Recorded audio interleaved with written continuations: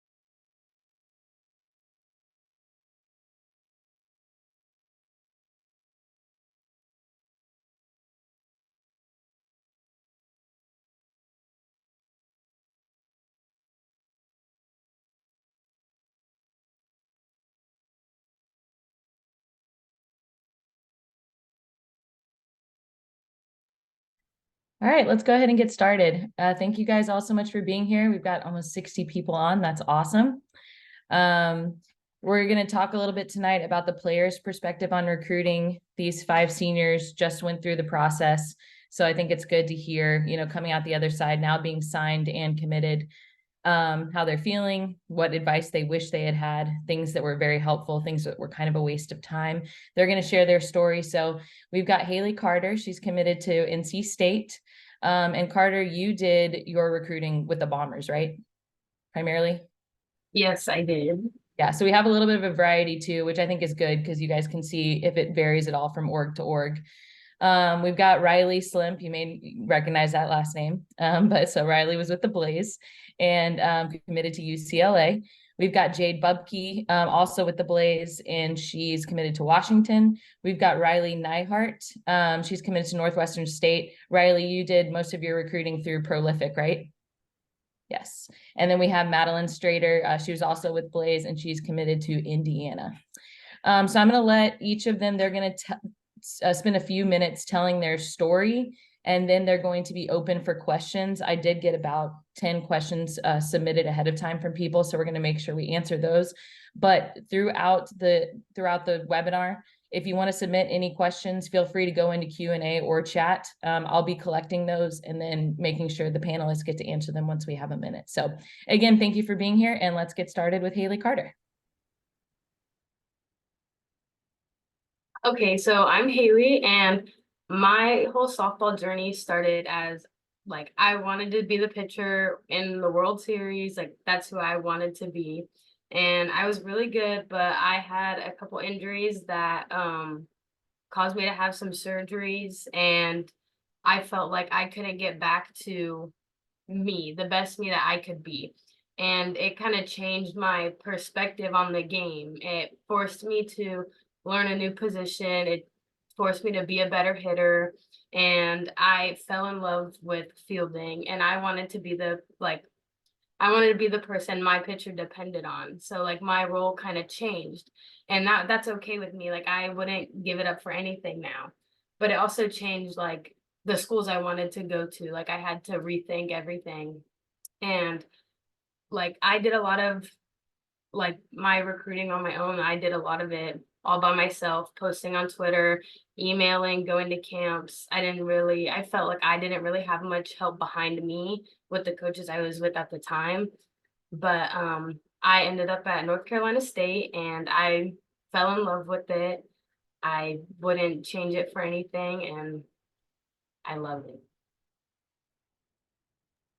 Awesome. Thank you, Haley. Next we have Rylee Nihart.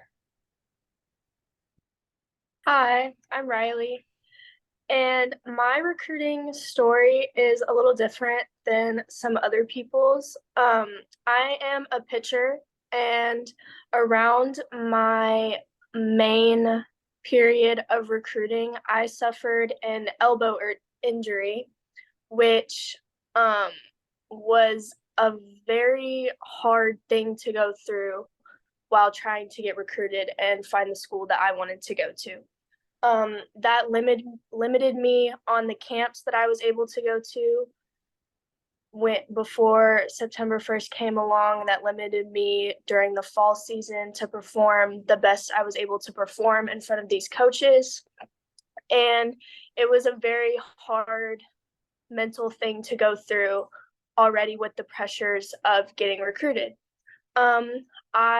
The coaches were very understanding of the injury and that I can't control it. And I actually ended up going to some camps that I didn't even pick up a ball at.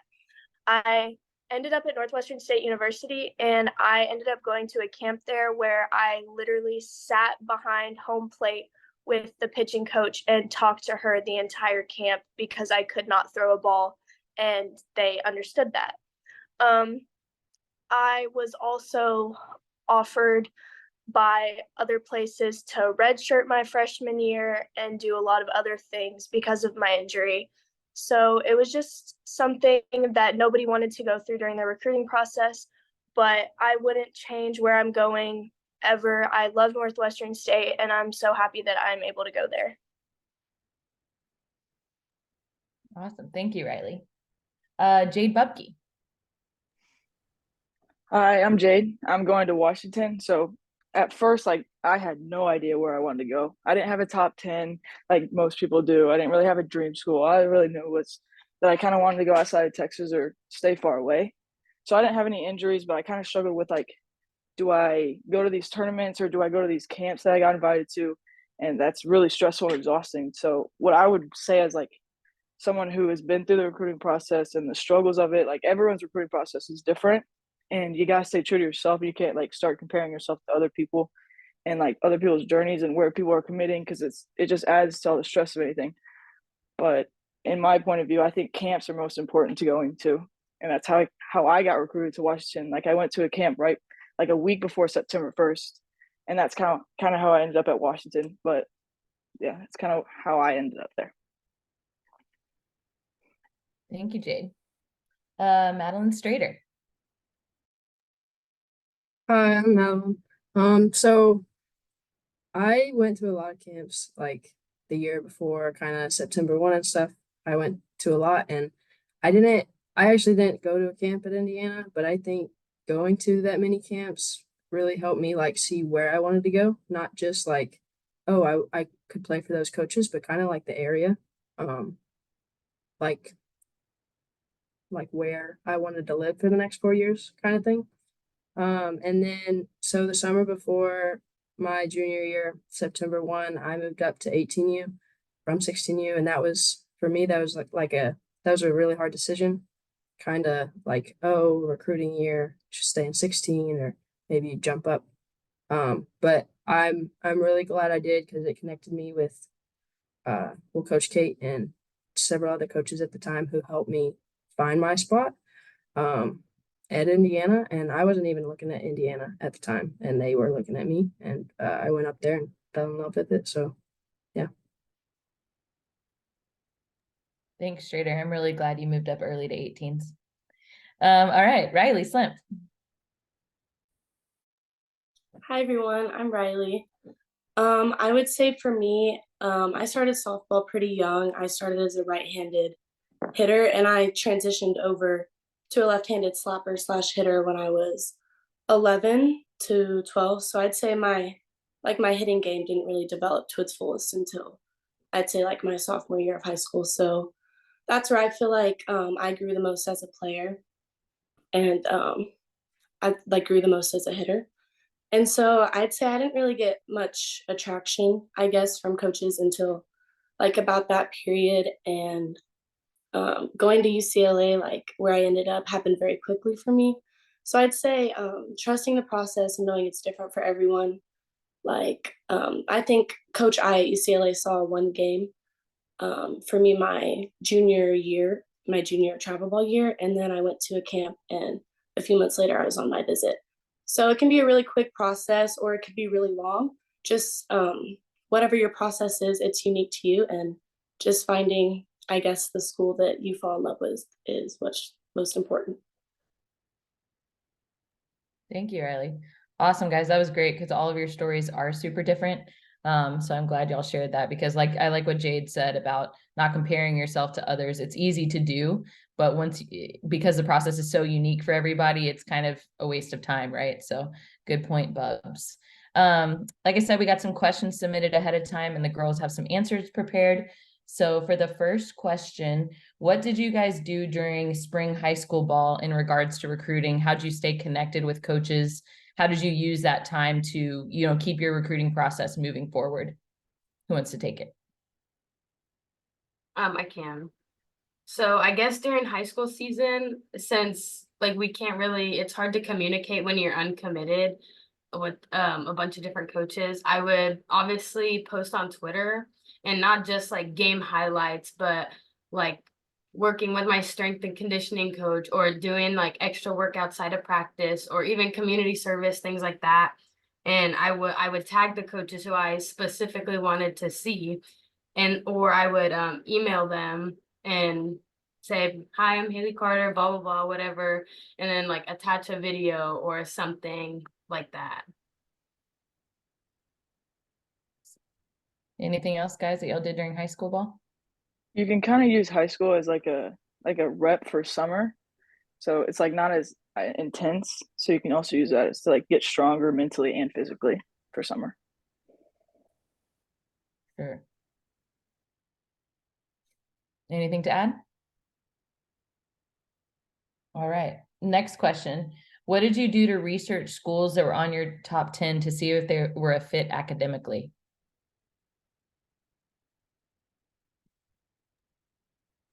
I looked up like if a school was in my top 10 or like, oh, I think I would be interested in going there. I kind of looked up what majors I might be interested in academically. Kind of like what conference they were in, if they had my major, and I still don't know exactly what I want to do. So I would look up several options and I listed it out, and that's what I like just to see, oh, they have this stuff, this thing, and I might be interested in that, or they don't have this and that kind of seems interesting. So maybe I'd look at something different. So you went by major. Anyone else? I did like this same thing as Strader, but I like made a notebook, and in the front of it I had the degrees and the majors specifically interested in. And then I obviously looked up the school and what they had to offer. And for every school, like I would make a page and write what they offered and if they offered the things I wanted to do. Awesome. So during spring ball too, a little related to the first question, what did you guys do for communication with the college coaches? How many emails were you sending out? What were you including in those emails? So for me, I was very heavy on sending emails because I felt like that was the best way, like I could personally communicate with them without actually being able to talk to them. So I sent tournament stats, I sent highlights, like overall season, high school season stats, just so they could keep up with how I was doing, how I was performing. And again, posting on Twitter, like your highlight reels, like your games, that's a very good way for coaches to kind of see like the progress you're making and how you're playing in high school ball. How often were you sending those emails, would you say, Rylee, during high school I'd season? say I'd send an email to every school I was interested in, which was like a 30 school range. And at the beginning of high school season, I'd like send an introduction email like, hey, I'm starting my junior year of high school or sophomore season. And like, this is kind of how the year's going. This is how our team is looking. And then I'd send like a mid-season email of like stats and just team stats, personal stats, stuff like that. So a couple of times, 2 or 3 times throughout the season? Yeah, I'd say 2 or 3 times I sent emails. Did any of y'all do anything different with your communication? I think emails are a great way to get in contact with coaches during high school season, but I thought Twitter was a really useful thing throughout my recruiting process. And I think emails are more specific to maybe your top 10, 20, however many schools you have. But Twitter is a very good way to get seen by anybody. You can scroll through your Twitter feed and see somebody random you've never met before. And it's the same thing for coaches. So I think Twitter is a very big, useful tool for recruiting. Agreed. I would agree with Rylee or Rylee Nihart and Rylee Slimp, but Twitter, like a Twitter presence, I feel like is very important. And if you're consistent with posting, I think it really helps in the long run. Like coaches, they can just, oh, I'm gonna look up this girl, or oh, I saw this girl on like Explore. I don't even know what it's called. And they're like, oh, I want to see more about her, and they can just scroll. And I think that's probably the most useful thing. What did you guys post on your sports recruits when you're in your when you're doing your recruiting process?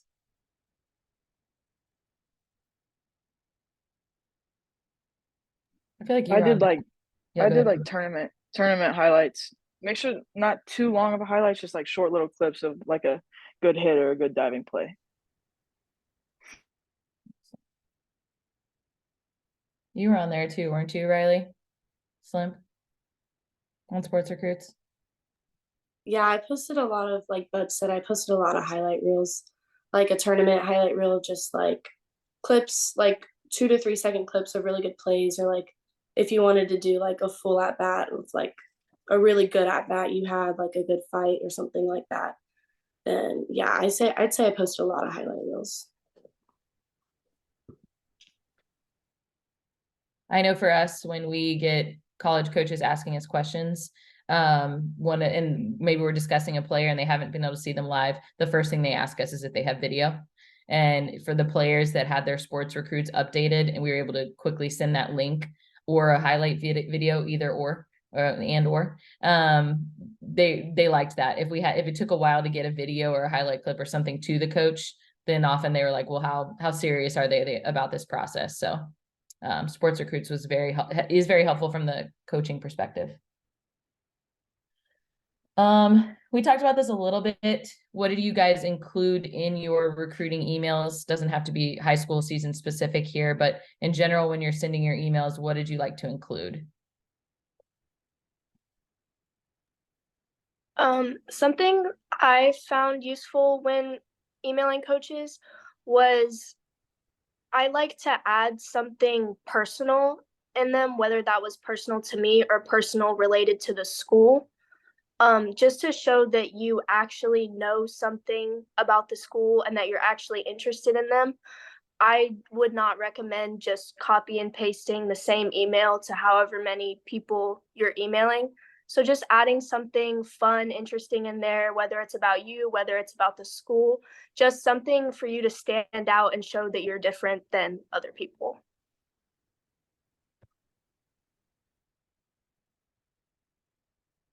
Anything to add to that?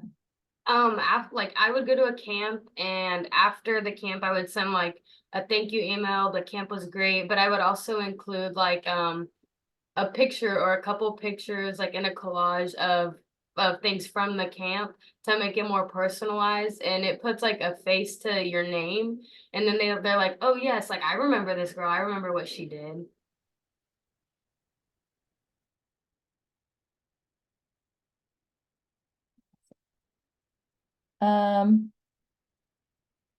As the summer schedule would be or summer season would be approaching and you get your schedule from your team, what do you send out and how do you communicate that summer schedule to coaches? What I would do is as soon as I got my full summer schedule, I would copy all of the tournaments, the locations, and I would send an overall schedule of your summer schedule to all the coaches you're interested in. And then the week leading up to each tournament, I would do like game times, location, field numbers, and so that they can see your overall summer schedule, and whether that be like a flyer that your coaches make or if you just put like the locations of where you're going. And then before each tournament, putting specific details so that they can be like, oh yeah, I saw they were here, but here's their game time. So now I can actually go watch them.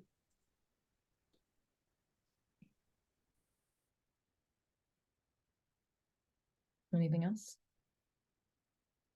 I will say that's good, Rylee, that you send the overall, because I already have college coaches right now texting me for our summer schedule, for example, because they're about to be in season, they're going to be busy and they don't want to wait until May, June to be booking their flights. So as early as you can get that out, that's great. And then when it comes to the big tournaments, let's say Colorado IDT PGF Alliance, we've had college coaches tell us that they're making their schedule to view players a week and a half in advance. So you really, if you have the schedule that early on, you really want to get it out as quickly as you can, because they're so busy and there's so many kids to go see. A lot of them will actually create a grid, of what they're doing every day. So if you're waiting to send those specific game times out 1, 2, or 3 days before the tournament, sometimes you might be left out or, penciled in and you may not be a priority. So it's definitely good to get that out as early as you can. I'd like for each of you guys to answer this. This is a good one. How did you know that the school you picked was the right fit? What did you feel on campus and what helped you make your decision? Let's just go through the order that we did the intros. So go first, Carter. So for me, I always knew I wanted to go out of state. I knew I wanted to go far from home. So being somewhere that felt like a home away from home was very important to me. And I wanted to be surrounded by people that would treat me like family. And so I went on campus and I felt that from the team, like even just the atmosphere at the school. I was like, I love this place. Like it's not a huge city, but it's not a small city, and it's kind of right in between the country and like downtown. I felt like it was perfect for me. But I didn't so I committed, and then a couple months later, the coaches I committed to got fired. And so I was like, whoa, like I feel I don't know what to do. I don't know what's gonna happen. But like deep down inside of me, I knew like I'm still in the right place. Of course I loved the coaches, but I loved everything about the school too. And so like with the coaches being fired, it didn't change my feelings towards the program I committed to. And I'm glad I stayed, because now I'm definitely in a way better position than I was before. Yeah, that's a great point. Make sure that the coaches are a piece of the puzzle, but not the only thing, right? Because things can always happen. And I mean, making fingers crossed, none of this happens to us, but making sure you like the school outside of softball in case you were to face a season-ending injury or something like that. It happens, and you want to, be happy for the next 4 years there. So that's awesome, Carter. Rylee? I knew that I wanted to be away from home as well.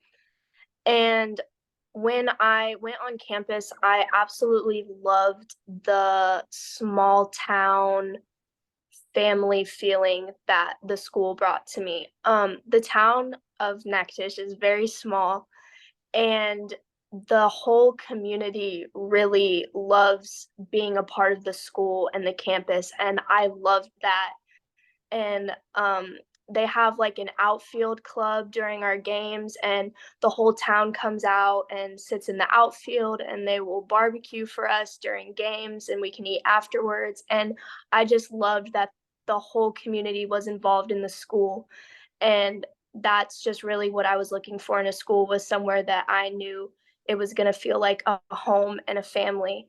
And like Carter, I committed to coaches who later left, and it was a really confusing time to think that, what if something happens? What if this new coach maybe doesn't like me or something like that? But it really was a great change. And like Carter said too, the coaches obviously play an important piece of it, but I really did fall in love with the school, and it was the best decision I made. Bubs?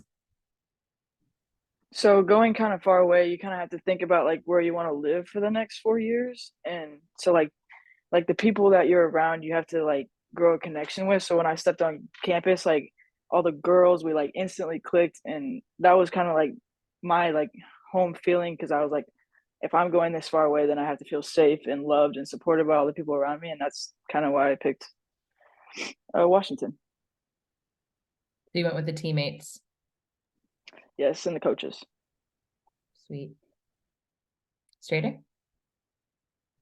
Yeah, it was definitely like a feeling for me. Like I'd never been up there, and as soon as I got there, it felt like comfortable. I knew I didn't want to be like, I don't really like the city feel, like kind of big city town.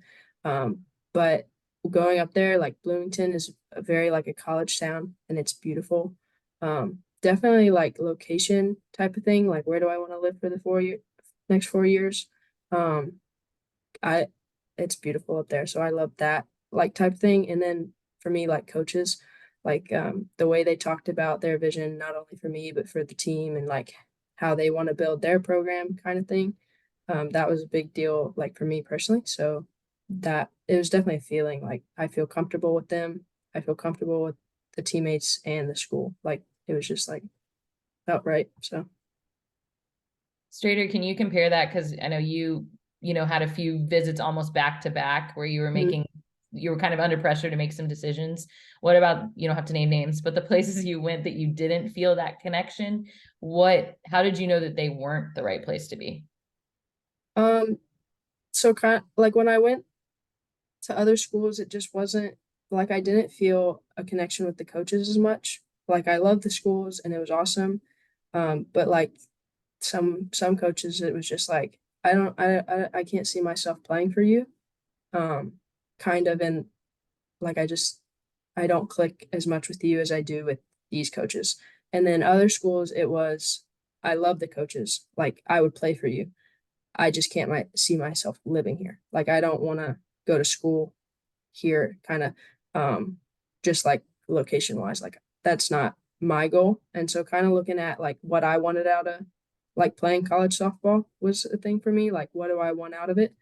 And so I didn't one of them was location, and another big one for me was coaches.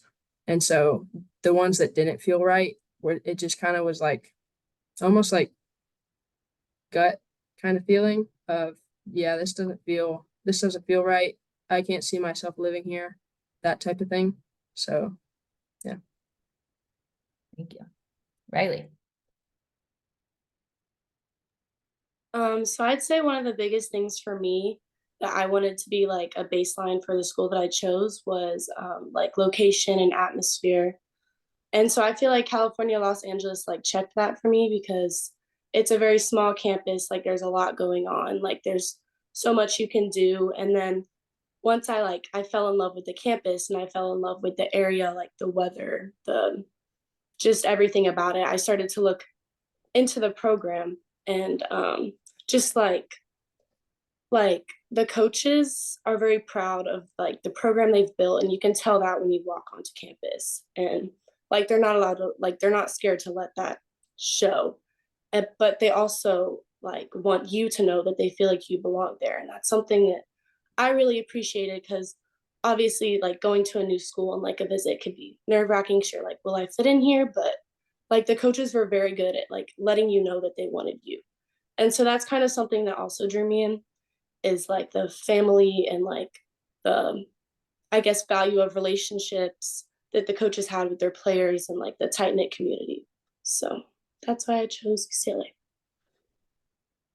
So, okay, so we had the school, the campus in general, location, players, coaches, weather, how far or close you want to be from home. So I think when you know, young ladies are going on their recruiting visits, from what you would say, you know, make sure they get to spend time talking to the coaches, right? Seeing if they feel like they're people they could play for. Make sure they get time to and invest in communicating with the athletes to make sure they can connect with them. Anything to add there about when people are going on their official or unofficial visits? What do you recommend they do or see, or how should they behave, or anything like that? I know I didn't prepare y'all for this one, just threw it at you.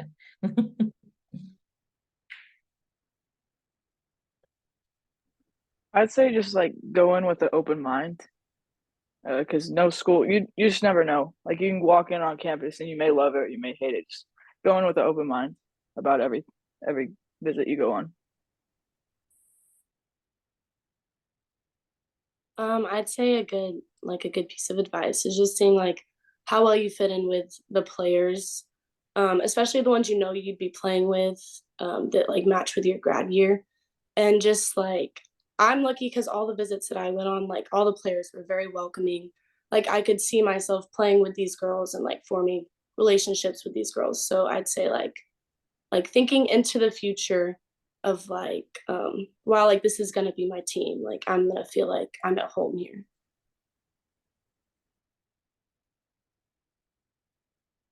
Thank you. Okay, I'd like you guys to all answer this one too, same order, all right?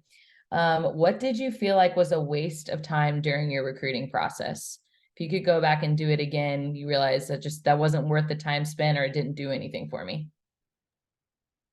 Personally, for me, I went to a lot of camps, and I think if I could go back in time and do it over again, I would rethink some of them, just because I think like going to a camp who like they don't really know who you are, like I felt like that did kind of waste my time a little bit. And not that it would like, oh, they just didn't like me, like I would never go back. And just like if I knew I didn't really want to go there and they probably didn't really want me, or they don't have space for me, like they already had people in my position, or they had commits coming in already that were going to play the same position and they knew they just couldn't take me.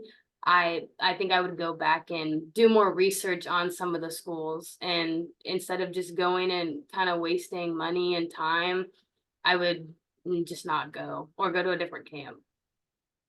So a little pickier about which camps you choose. Yes. I would say not like keeping up with other people's recruiting process like too much, like maybe like over analyzing, like wow, this girl's getting like a lot of attention, like I'm not really getting anything, like because that just kind of takes away from your moment and like your journey. So I'd say like trying to stay centered and like what's going on for you and like the good things that are happening for you, and not trying to like compare yourself to other girls who may be going on like a bunch of visits, or like maybe getting, you know, like a bunch of attention from coaches and you might not be, because that can like happen in an instant for anyone. So I think Or go ahead, Rylee. I think a big thing is being realistic on who you are as a player and where you're going to fit in best at a school. For me personally, as a pitcher, I'm not 6 foot throwing 70 miles an hour. So obviously, I'm not going to go to a school who recruits all pitchers who are 6 foot throwing 70 miles an hour. So I think knowing where you personally as a player and a person are going to fit in best, knowing what those schools are and focusing your time and energy on that. And like Carter said, not wasting time and money going to camps or emailing these schools or doing all these things to go to a school where you genuinely would not fit in. So how would you recommend, you know, you got a freshman right now making her list. How would you recommend she research and find out if she's a good fit at that school? Looking at the roster and looking at your position, like other people in your position, and seeing what those people look like, you know, like are they similar size to you? Maybe looking at videos, highlights that they have posted, whether that be on Twitter, whether that be on a re-recording of one of their games, and seeing, you know, do they do what you do? Do you guys look similar? Just being realistic about what you do and what you do well. Yeah, that was great. Thank you, Rylee. You can take it, Bubs. I think the stress of it all, like what colleges are watching, like who's not watching you, like why are they there, why are they not there? I think the stress of it all kind of gets to us, and like we kind of tense up when we play. So I think focusing on just like playing your game and having fun, and like who cares who's watching, like that kind of stuff really makes an impact on like how you do as an individual. Staying focused between the lines. Straights? Yeah, I kind of agree with all of them, but definitely like not comparing yourself to others. I definitely think like especially in my like journey, I was very like, oh, she's getting this, or oh, that's happening for them, and it's different for everybody. And kind of knowing it's okay to take your time. I definitely at one point, like before I committed, was like, I want to commit just to get it over with, and kind of kind of backing up and saying, well, I don't want to commit for that reason. I don't like knowing that I was committing not because I wanted to get it over with, because I actually wanted to go there. So kind of like, yeah. Bye. Thanks, guys. I think we've kind of answered this one. Bubs even answered it in her opener. What role did camps play in your recruiting process? How important are they? Bubs, you said you felt like they were super, super important at times, maybe even, you know, more important than playing at a game in a game. Does anyone else have anything they want to add to that about camps? Yeah, I went to a lot of camps, and I didn't really start going heavy on the camps until like my sophomore year of high school is where I really started to be consistent with it. And I'd say I gained a lot of exposure from that because you're out there, like the coaches get to see you play in front of them, like whether they've been to a game or not, and they can see like just your overall skill set, and not like obviously how you play on the field is important, but that's something that that you can develop later and that they can recruit later on.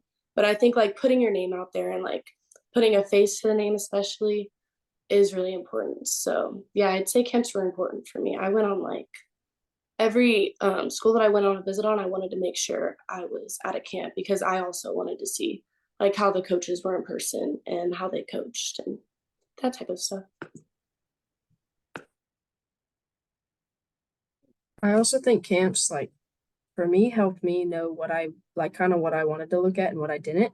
So I went on a lot of camps, but three of the schools I visited, I didn't go to a camp to, but I knew, I think like I knew I would kind of be interested in them based on like other camps I had been to.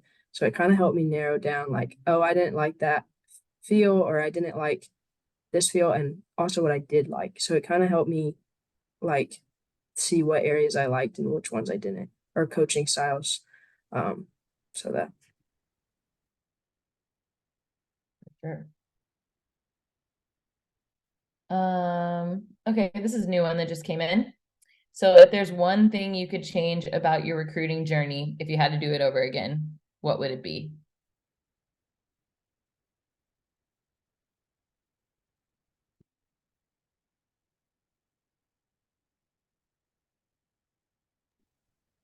I personally, I don't think I would change I feel anything. like that's kind I of think a it's, tough question to I answer. think it's unique to you. Yeah. And I feel like everything kind of happens for a reason. And I don't think I'd change anything. I agree.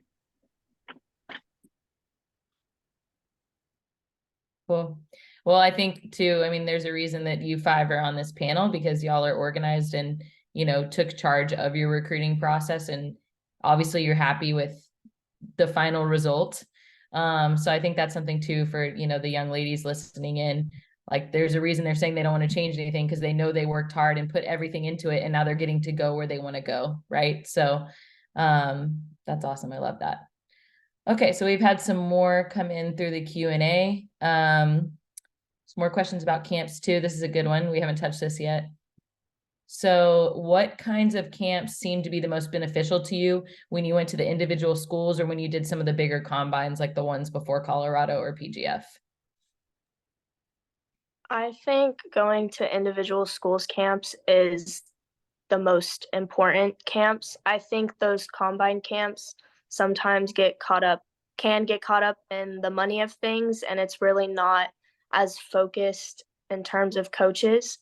The whole point for me of going to camps was to see how the coaches were, to see the school itself, to see the facilities, just to see all those things. So I think going to the individual schools camps are the most important. Yeah, I agree a lot with what Rylee said, because I feel like going to camps, like obviously the coaches are going to be looking at you, but you're also going there because you have interest in the school and you want to know like what it's like to be on their field and with their coaches. And so I feel like individual camps are more personalized like that. And I mean, you get to, like, there's a smaller group of people you can show off. Like, you're going to be more remembered if you're at an individual camp. So I definitely like this one. I know we've heard some athletes say they like to use those bigger camps. One, I mean, get your name out there a little bit more, but two, to kind of work through some of the nerves, so that when you do go to those specific school camps, you feel a little more comfortable because you already have camp experience. Yeah, I do think like the bigger like combine camps before like Colorado tournaments like that, I do think it can be helpful if you're really just trying to get your name out there, and like just to anybody. Like if there's not a specific school you want to go to, I think it could be helpful in that aspect. I mean, I went to the combine in Colorado the year before September 1st, like that summer before September 1st, and I got a lot of attraction from my hitting off of that. And that really helped me. But I would say like personal camps, like one-on-one camps with that school are better.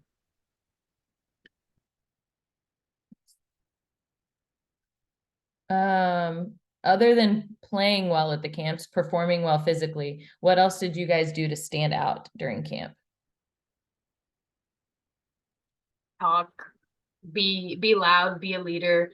That's probably the biggest thing you can do to stand out. I think everyone on my team knows that I'm a little bit out there sometimes, but I do think coaches don't really, they do base who they want off their playing, but I really think like some schools, like they didn't come to watch me, they came to watch somebody else, but then they see me on the field and I'm saying something at every pitch, in between every pitch, and they're like, oh, I like the way this girl plays, like I like her attitude. And so I think that's very important.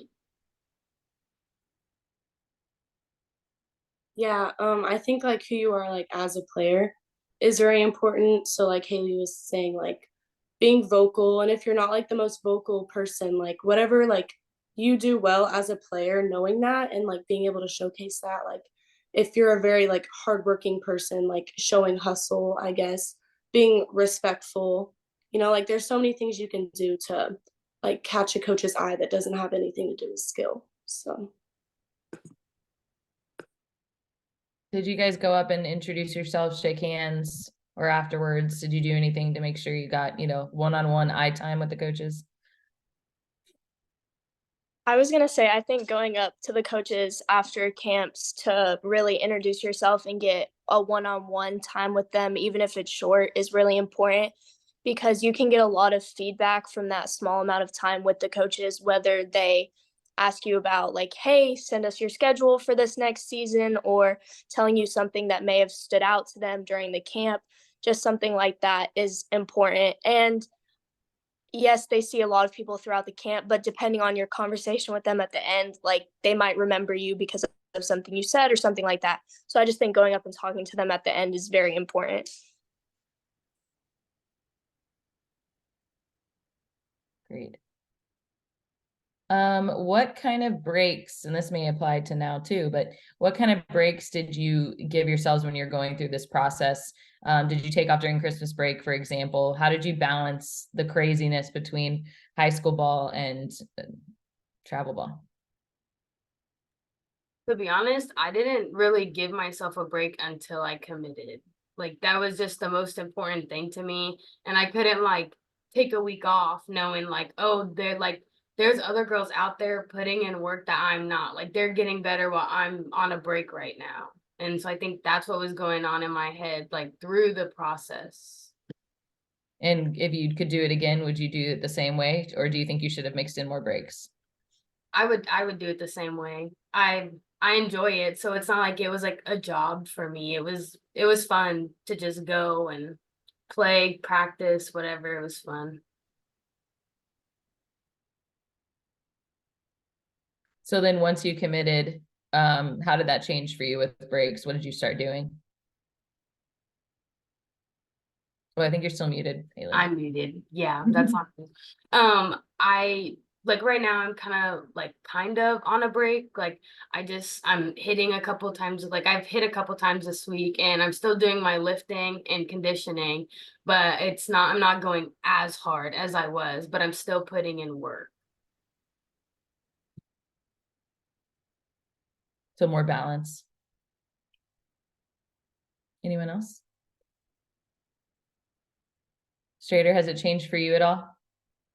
I know it's hard for you to take breaks, so. Yeah, I guess kind of like balancing it out a little, like focusing on like weightlifting or conditioning or different things outside of strictly softball stuff. Kind of, yeah, the balance of it a little bit. But and know your body too. Like when your body needs a break or you're like mentally you need a break, take a break, but make sure you take it like smart, like take a smart break and then get back into it. So yeah. Nice. I think we answered that one. All right. So when it came to choosing your school, how did you balance if you wanted to go to that school versus the amount of playing time you think you're going to get there? So when you're going into it, were you all like, okay, I'm going to go somewhere where I think I can start, or I'm going to go somewhere where I'm just happy to have an opportunity because I want to go to the school?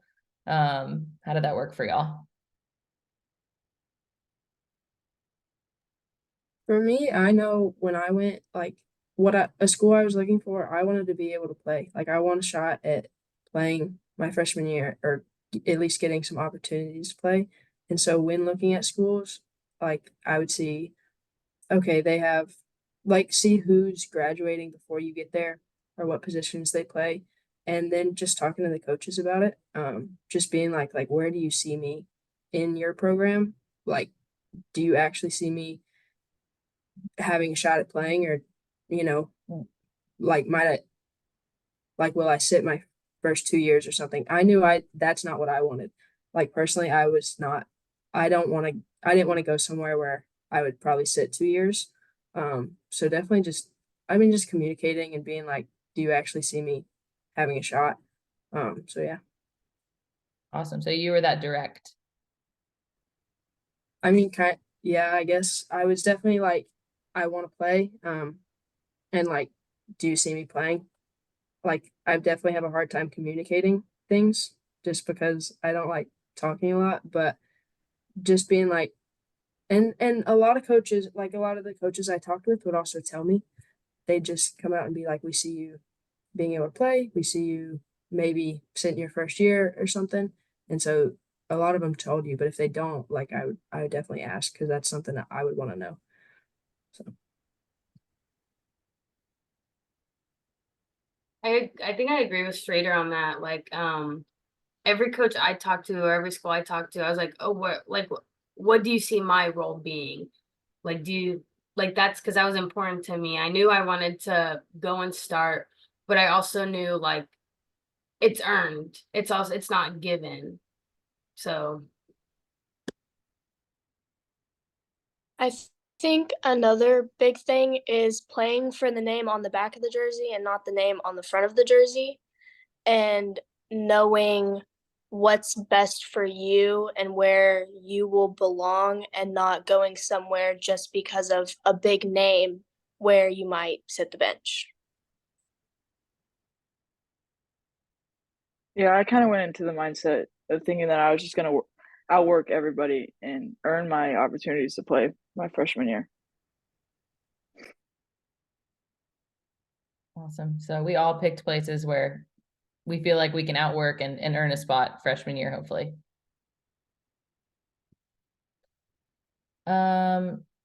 Okay, how important were the videos for you guys during recruitment?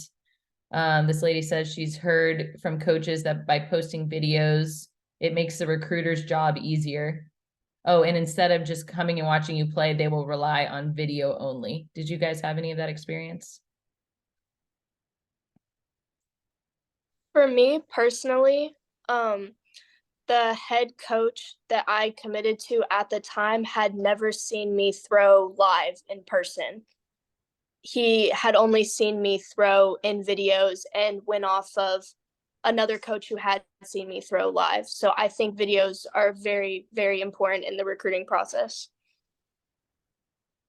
And what type of video for you, Rylee? Are you talking about like a pitching highlight video or just clips on Twitter or both?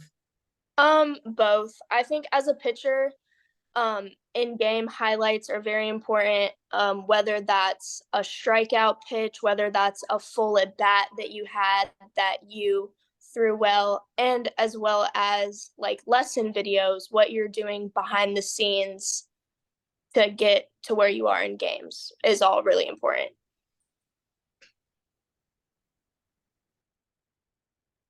Did you guys all have highlight videos done? Did anyone not do, you know, like one of the 3-minuters or something that you would send out? Did anyone not do that?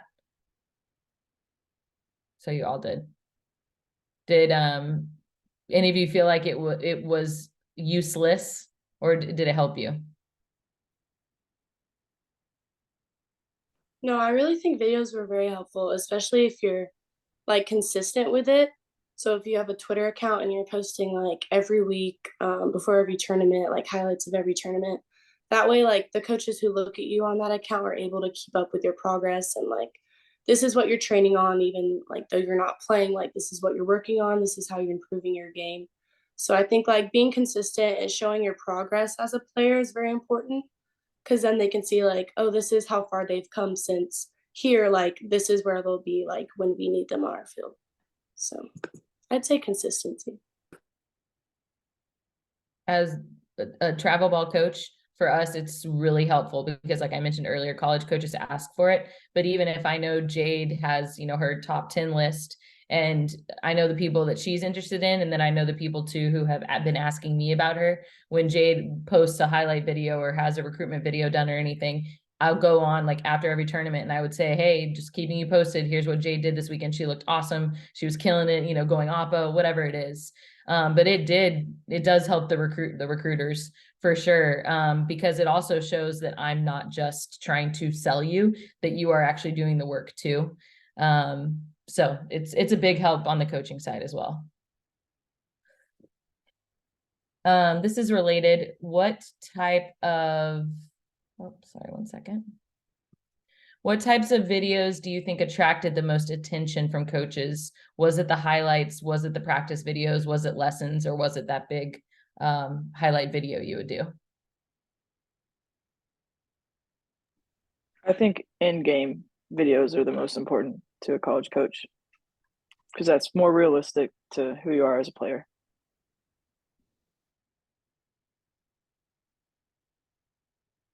Thank you. And when you guys were sending your emails, did y'all rely on sports recruits, personal emails, or both?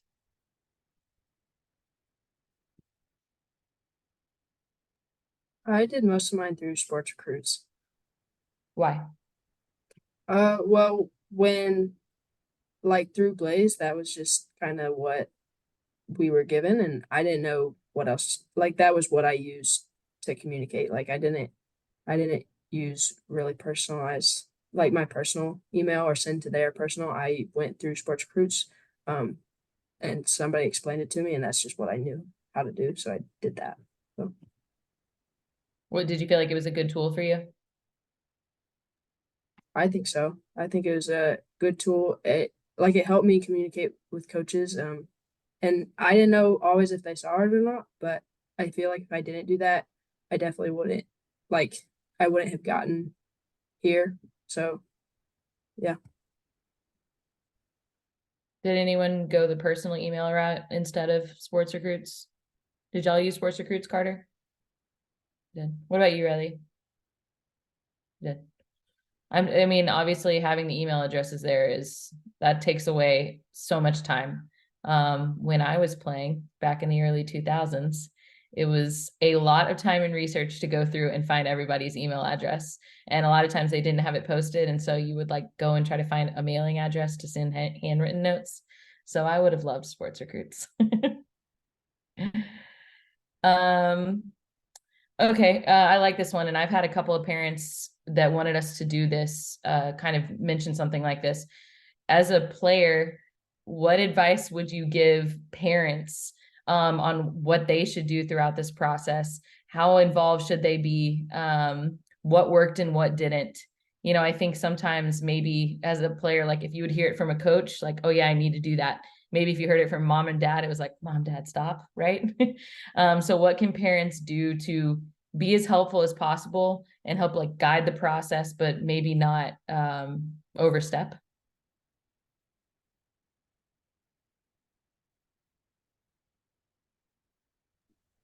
I think just being as supportive as you can helps the player the most because they're already putting stress on themselves going through the process. So just don't try not to add to it as best you can. Yeah, I agree with Jade. Like we already have so much going on in our head, like especially if we don't perform, it everything's already going through our head. So to like kind of be told about it after, like right after a game, it kind of sucks.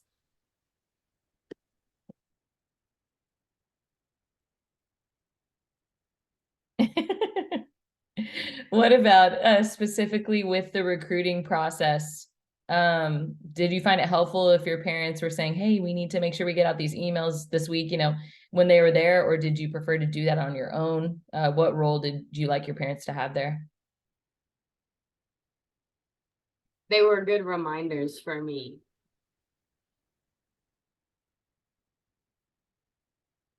For me, it was like it was for me, it was really stressful like to do that. Like I would keep pushing it off because I didn't want to. And it was just like, oh, I don't want to. So it's definitely good reminders of, oh yeah, I need to get that done. I think too much can also make it too stressful. So kind of finding the balance between like I'm gonna help you, but I'm not gonna overstep kind of thing. So yeah. Why would you push it off? Why did you not want to do it?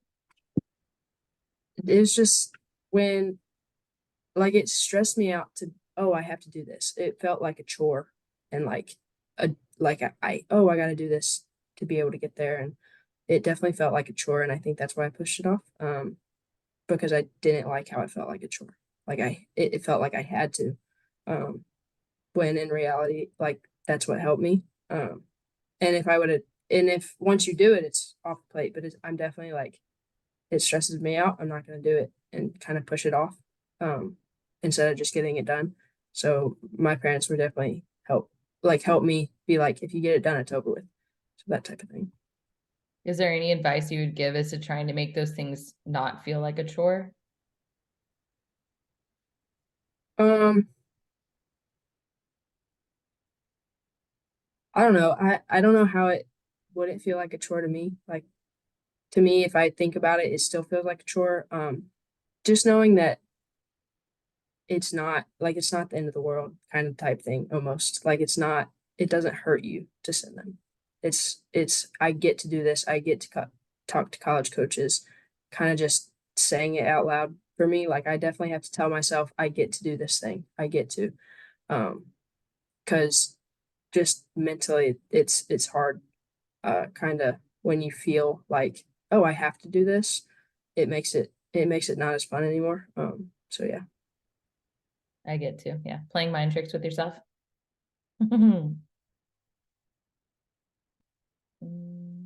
Awesome. What are some big do nots when it comes to the recruiting process? Is there anything you did that, you know, hurt you negatively, or maybe that you saw somebody else do? I think this is specifically to like Twitter and like that route of things.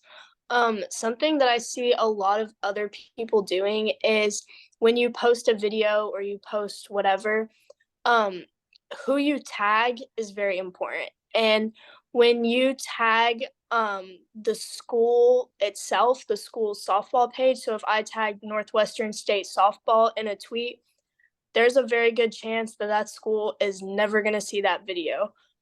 These schools and colleges have people whose job is to run that account, and they don't care that you hit a home run this weekend. So making sure that you do the research to find that school's head coach, pitching coach, hitting coach, and tagging the coach that relates to you. So I'm a PO. Obviously, I'm not going to go tag a hitting coach of my strikeout highlight reel. I'm going to tag the pitching coach for the school I want to go to. So just making sure that you're very specific on who you're tagging and making sure that you find that individual coach's Twitter, because they all have one. You just have to find it. Great advice. I'd also say like I would see people a lot like tagging like 10, 20 different schools.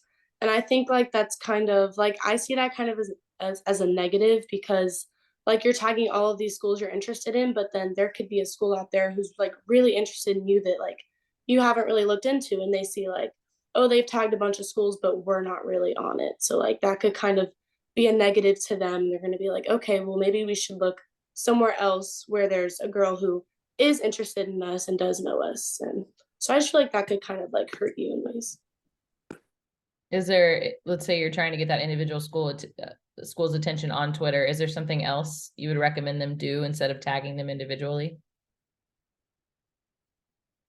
Me personally, I didn't ever tag like any colleges in my tweets, just because I felt like I had such a wide range of like schools I wanted to go to. Like I didn't have my heart set on a school, so I would tag my coaches, like the Blaze organization, like people I had connections with, and that like I knew personally that could then repost that tweet, and then it could be seen by whoever follows them. And then as many times as that gets reposted, like that many new people are going to see your tweet.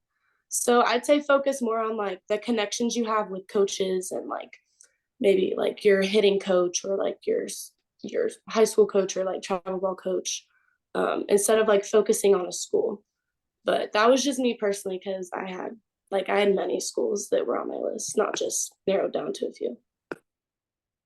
And we've heard as coaches a lot of negative reviews about getting tagged on Twitter, with especially when it's one thing if you're narrowed down to 3 schools, you know, and it's like, hey, these are the 3 I'm going for hard. But when they're just tagging a bunch, that it feels unpersonal and kind of transactional. So we've heard the same thing. I would say this isn't anything to do with like social media or anything, but like how you act matters. How you talk to your parents after games matter. Like how you treat people at camps, that matters. How you talk to your teammates in the dugout, what you're doing in the dugout, what you say in the dugout, everything matters. Someone is always watching. And granted, if that's a school, like if a coach is there and you don't want to go to that school, you're like, no, that's not for me, you know that. But like, who says they don't know the coach that of the school you want to go to? And you just don't want to get a bad reputation for having a bad attitude or anything like that. So trying to stay positive at all times, and not letting the way, if you're playing bad, don't let it affect how you act and how you treat others. That ties into the next question, Carter. So let's say you're on a team with 3 third basemen and you're not always in the game, what can you be doing when you're not playing to get college coach attention? Cheer on your teammates. That's, I think, the biggest thing you can do is to get their attention when you're not on the field, is by being a great teammate, being there for everybody, not just the person that's in your spot at that moment in time, but being the biggest cheerleader you can be. Like, that's a big thing for me. Like you guys say all the time, there's like 3 aspects of the game: you're hitting, fielding, and your presence.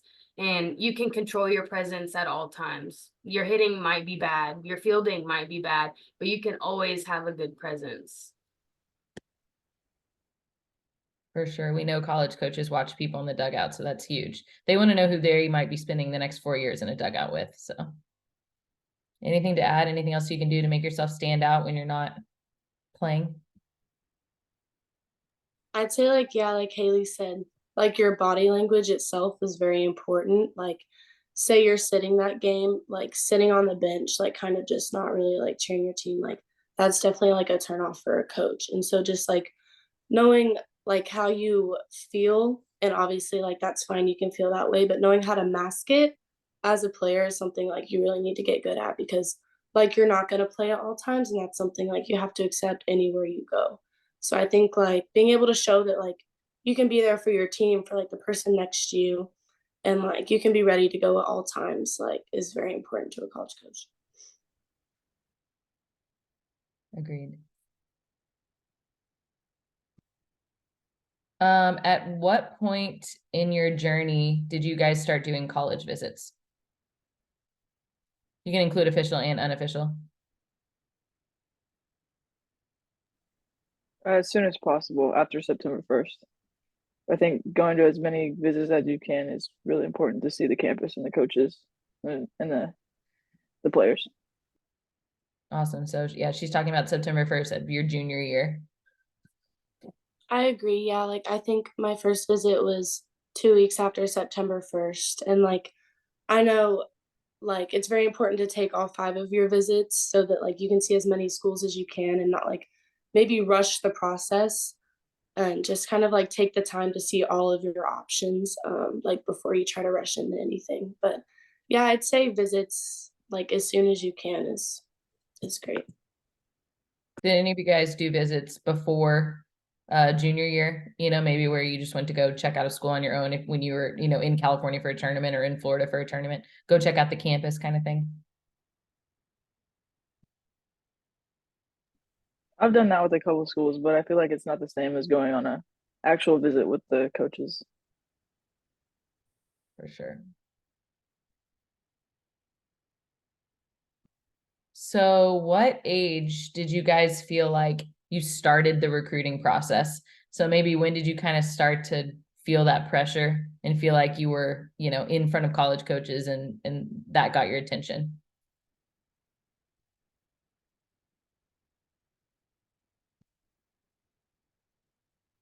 Did you feel it in 14U? I hope not in Actually, 12U. it started like 12U for me. Like what? Because I was a pitcher and I was actually good, so it started really young for me. And so what do you mean by that? You just felt the pressure of college, you know, starting to think about college, or what? Yeah, well, I started playing softball and I knew like I'm gonna go D1. Like there's no one's gonna stop me. And so once I started playing like 12U and coaches were actually there at our games, like, and I kind of knew some people were there for me. It didn't necessarily get in my head, but it made me want to do even better. And I think that's something that even us now, like as we're committed, like, oh, our coaches are here. We don't have to be perfect, but like we just have to be us in that moment. Give 100% of what you got in the moment. For me, I was someone who started playing softball really late. Um, I started softball when I was 10. And for me, softball didn't really become something serious that like I wanted to pursue in college till I would say around like 16U. So that was when it really started to get serious, and I realized, hey, like, I want to go to college for this. I want to pursue this for the next 4 years afterwards. So I think everybody's is different, and something maybe you wanted a couple years ago may not be what you want now, and it can flip whichever way. But When did you guys start, using Twitter sports recruits, emailing and going to camps? What age was that? For me, Sorry, you go. sorry. I think it was around like 14, you kind of starting to do a little more, and then like doing a lot more like the fall of 16U. But definitely not like before that, I had no idea. Like I was like, oh, softball. Like I played softball since I was like 4, but like college softball was never like on my mind until maybe 14U. So. For you, Rylee? Yeah, I'd say that's similar to me. Like what I really started doing the earliest was emails, I guess, just sending that out because we had like a lot of like recruiting webinars and things like that, and I knew that that was something important to like get my name out there. So that's when I started doing that with like as many schools as I can, whoever I was interested in, and then as I got further down the line, like I started narrowing my schools to like schools that I thought like, oh, this could be a possibility, and then focusing more on like camps to these schools and like emails to these schools and like videos and stuff like that. Awesome.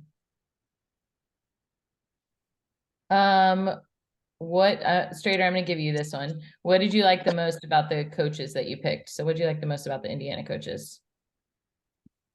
I like the way they describe their program and how they see practice, how they see the team, how they talked about like investing in the players not only as players but as like people. They also Indiana has this thing, it's like 26 sports, one team type of thing.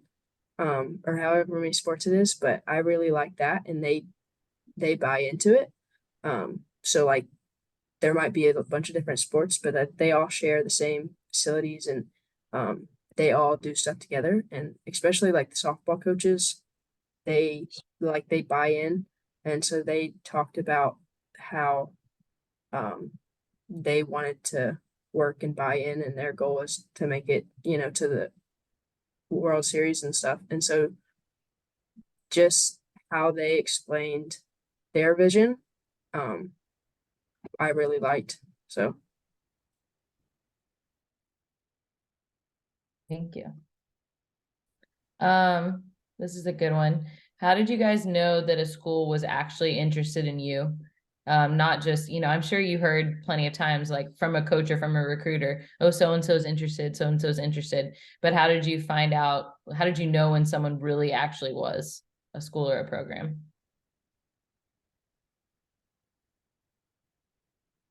What did the coaches do to let you know, like, hey, we're really interested?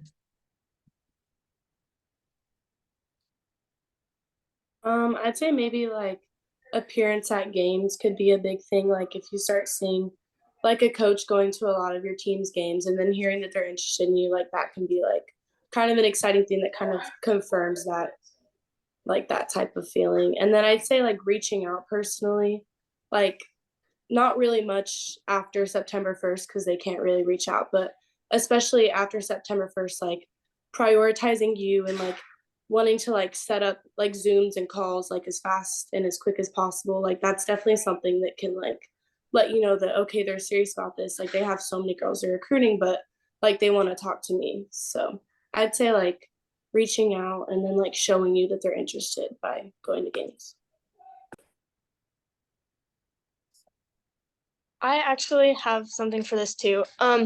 This is kind of like the other side of it, I guess, but I had a school that I 100% thought that that's where I was going to end up because of the relationship I had with the coaching staff. They came to all of my games. I saw them every weekend. When I went to camps, like I was having so many conversations with them. I was hugging them. I was doing this, I was doing that. And I even had gone to a camp where I sat in the dugout and one of the coaches sat down with me and had a conversation with me being like, do you want to come play here? Like, we like you, we want you, this and that. And September 1st came around and there was never a call, a message, or anything. So I think sometimes knowing where your relationship stands with coaches can be very hard, and it can be heartbreaking for a coach that you thought you had a relationship with and you thought was something end up not being anything. So I think once you do have a relationship with the coach, it's so important and it's so great to have, because sometimes it's not the best situation. Thank you, Rylee. Did any of you guys play multiple sports in high school? Did you, Strader? Oh yeah, you played basketball, right? Yeah, I played basketball my freshman and sophomore year. And then so why did you stop after sophomore year? Well, one reason was because personally the school, like, our women's basketball was really bad. That was one reason, but another one was I wanted to focus on softball.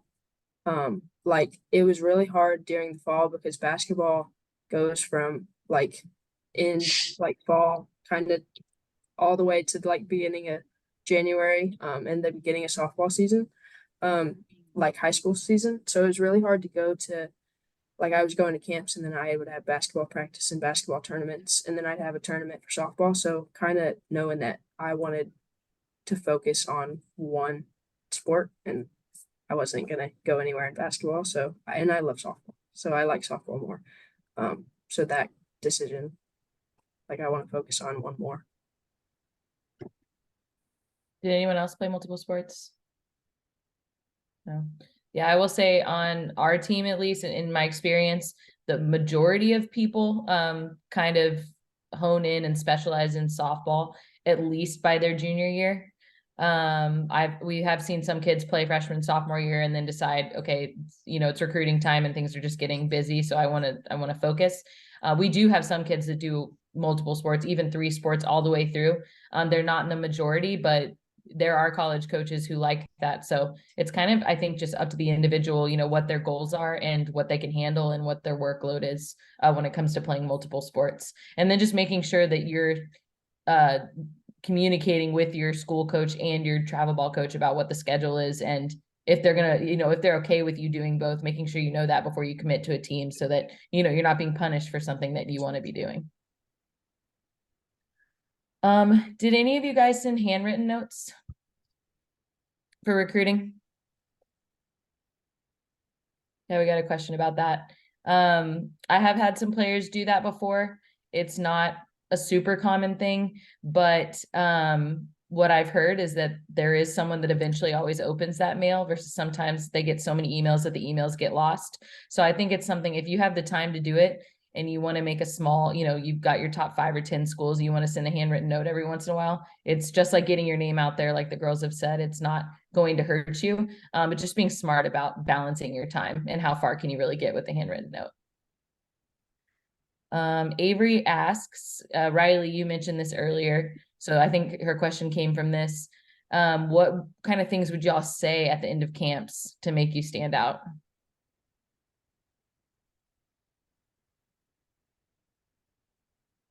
I think you're muted, Rylee.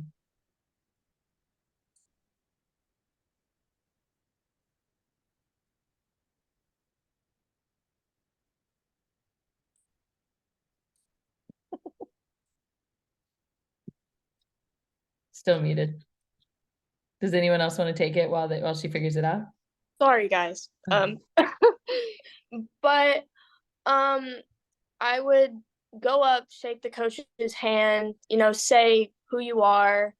And really, one of the questions I would ask was, like, is there anything that you think I need to work on? Like, was there anything that maybe looked good? What didn't look good? Like, just try to get their feedback about things, I think, is big, because they might have something that stood out in the back of their mind that you had done today. And then most of the time they're very good about carrying the conversation and they're not just gonna let it be awkward. But yeah, and you can talk about, sending them your schedule for whatever, like obviously tell them you had a great time, stuff like that. Thank you. We touched this a little bit. How early in the process should we start contacting college coaches? Is 8th grade too early? I think you guys would agree no, right? Because y'all said 14U. So 8th, 9th grade seems like a good time to start that process.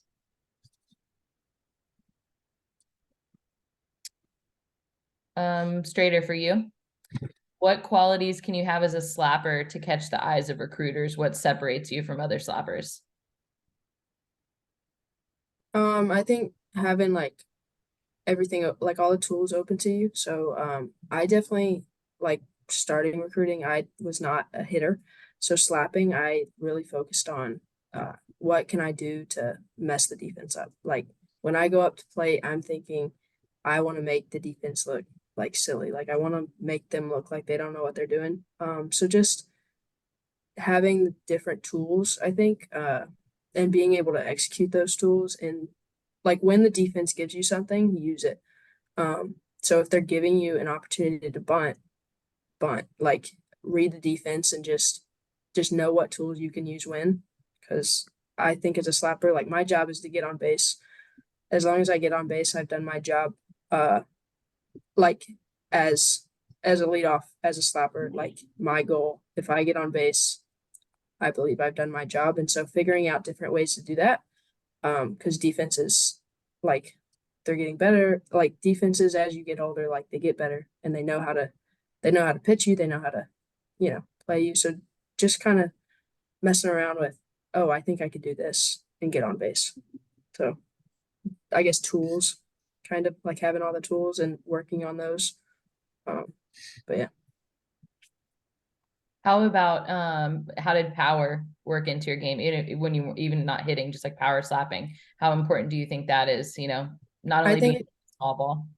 I think it's really important to have that skill, and to be able to show power, because you're not going to be able to use like soft slap or bunts every time.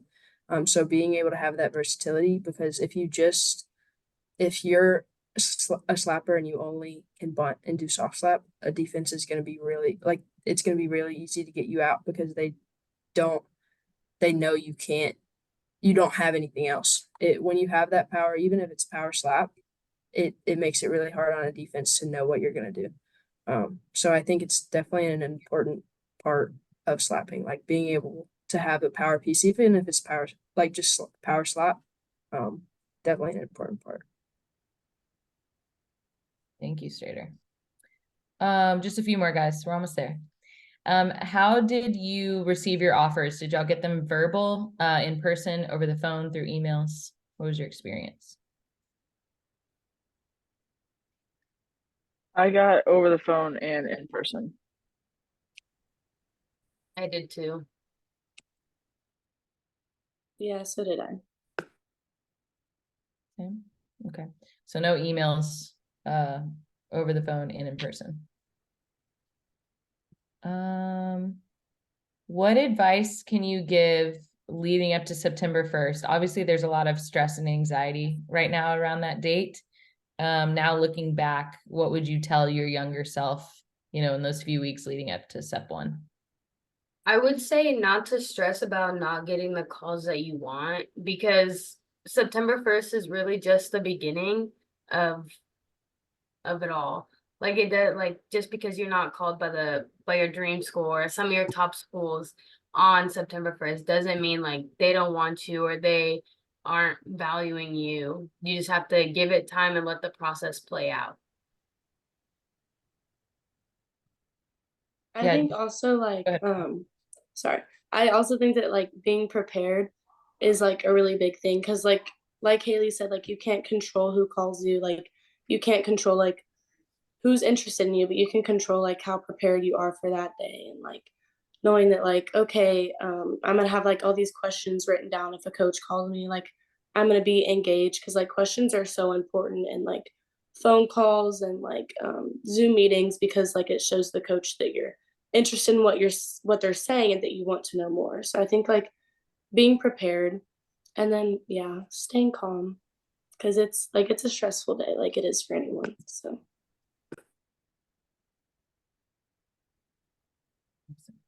All right, last one. What advice do you have for people who are trying to choose between 16U and 18U? How was the, like, if you do have that choice, you know, with your age, how was the recruiting different for you guys, and like the experience with college coaches between the two age groups?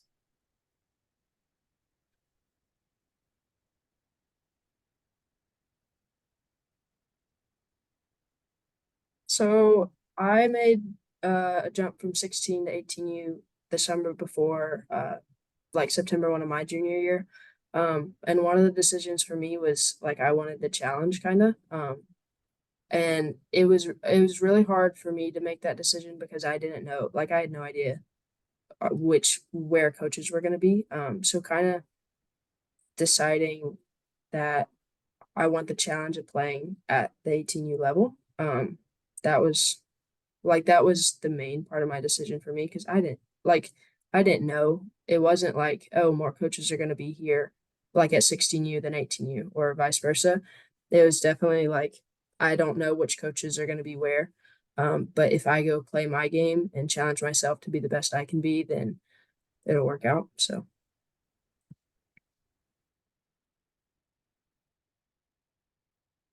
yeah, I'd say like the biggest jump between 16s and 18s is like 18U is getting you ready to play for college. So it is very competitive, and it's like the most competitive travel ball you can play. And so I think like knowing like yourself, and like if you're ready to take that on and like you want to like work towards that and you want to be like as well prepared as you can like going into your freshman year.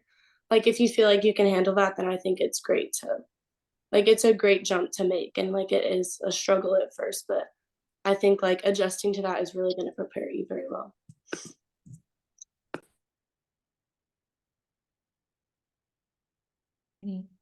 Thank you guys so much. Appreciate y'all sharing 90 minutes of your life experience with us. Thank you attendees for being here. We really appreciate it. I know we had a couple other questions left. I shared my email and phone number in the chat box. So if you have any questions, or if you want me to ask one of these players a specific question for you, feel free to contact me. We recorded the meeting too, so we'll be sharing that link in case you need to go back and see anything. All right, Justin Miller says, thanks, ladies. All right, guys, thank y'all so much for your time. Hope everybody has awesome holidays. Thank you.